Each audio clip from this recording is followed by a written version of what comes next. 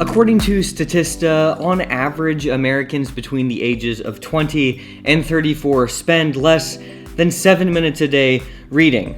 Not a lot. And let's just say I wasn't helping with that average. I think people are scared to read, like I was. I still am sometimes. I always felt dumb just picking up a book, like, I'm not worthy of this, okay? I'm not worthy to read. I'm dumb. When I actually tried, I could never finish one because if you're a non-reader, you know what I'm about to say. You just psychoanalyze every single word. Every word. It's like trudging through sand on a beach while your friends are just, riding on the... I read Harry Potter, the entire series in a week wave. Like, what? I was a non-reader last year, and even though I still feel like that sometimes, I somehow managed to read 6,600 plus pages without feeling like it was taking over my life. So if you feel like a non-reader like I was, there is hope. Okay, that's all I'm trying to say. Here's what transformed my relationship with books and reading last year.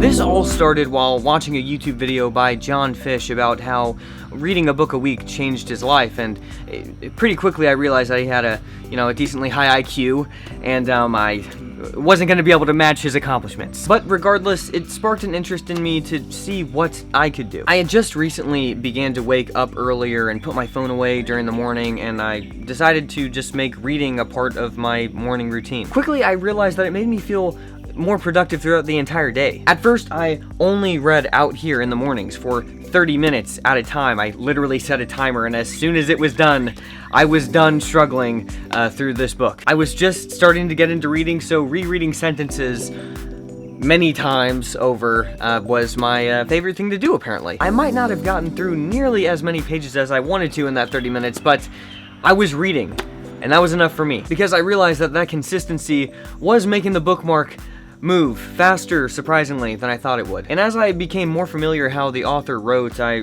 realized I was rereading sentences less and less, and I definitely still was doing it, but not nearly as much as I was before. Then I found myself pushing that time limit to an hour a day, and kind of was realizing maybe I could finish this book in a week. Somehow, I ended up doing it, and that was a good feeling, I'll tell you that. I have not felt that good in a while.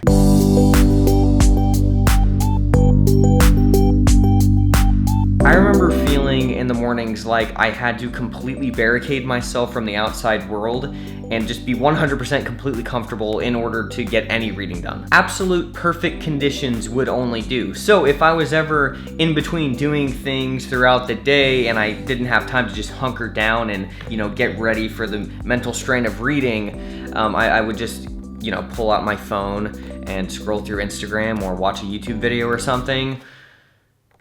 All the time. Low commitment choices, but what I realized was that reading is actually a low commitment choice as well. It doesn't need to be your most efficient 10 minutes of reading, but if you pull out the book and you start reading, you're gonna get through pages. 10 minutes here, 10 minutes there, plus the hour I was reading in the morning just really started to become a significant amount of pages.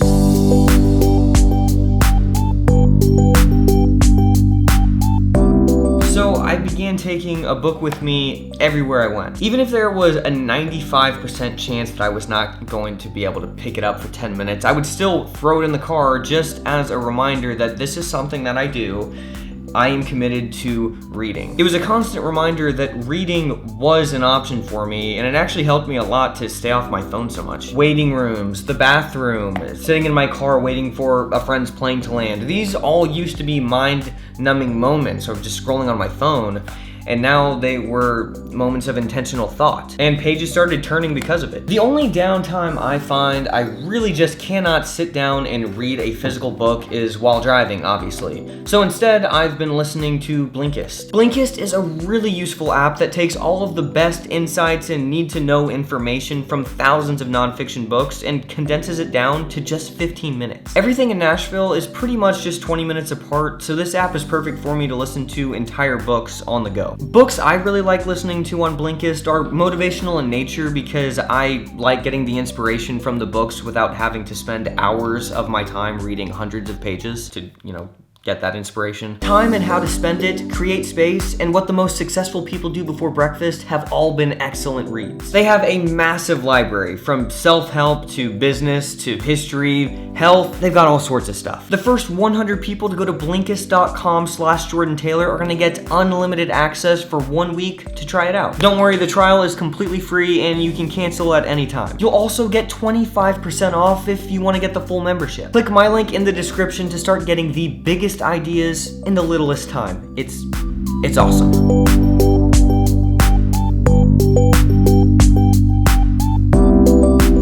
The first 5 minutes are the absolute hardest for me. It's better than it was, but just know that if you're a non-reader, the first 5 minutes, it's not going to be very efficient. But it gets better after that. It's much easier to get distracted as your brain starts to transition to book mode. Don't get too discouraged. This is completely normal.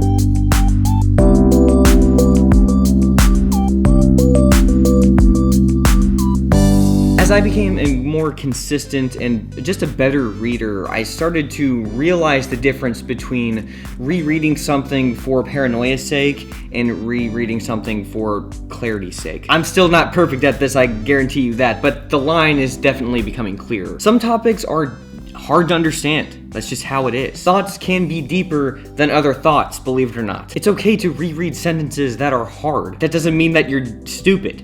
That means that you're pursuing knowledge. This happens particularly when you're reading a more difficult book. And hopefully as you read more, you'll want to kind of push the boundaries. How hard of a book can I read? How long of a book can I read? And that's what happened to me, at least. Some books are just hard to read, and it's okay and normal to struggle through them. It's good to challenge yourself. And that's what I hope this video did for you. Challenge a non-reader like myself to want to read more. Trust me, if I could read this many pages, you can definitely do the same. So why don't you just do it tomorrow? Just put your phone down for 30 minutes, set a timer, and when you're done, just stop reading. That's it. And then you're done. Sounds easier than it is.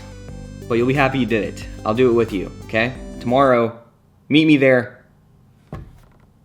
See ya.